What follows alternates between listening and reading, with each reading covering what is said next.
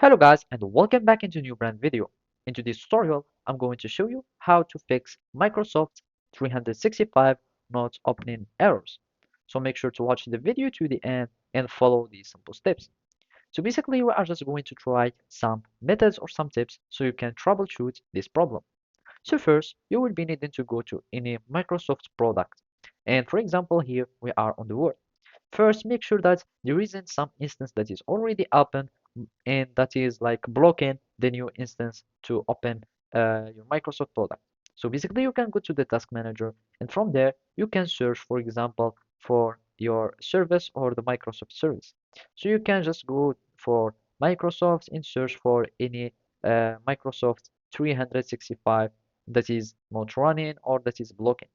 And by doing that, it will be or all the service will be down or ended, and then you can reopen and see if the problem is fixed.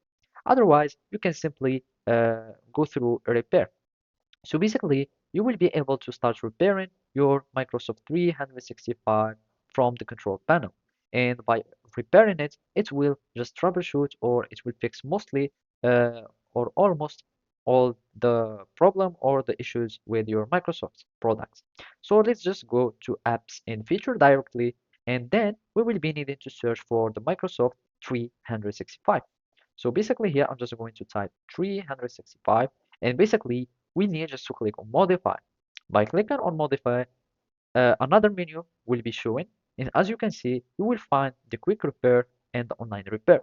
So basically the quick repair will fix most issues quickly without internet. So you can go for it and click repair, and basically it will start like doing its work. If it didn't work, just go for the online repair, and basically it will fix all the issues with your Microsoft product. So basically that's it. Thank you for watching and see you next time.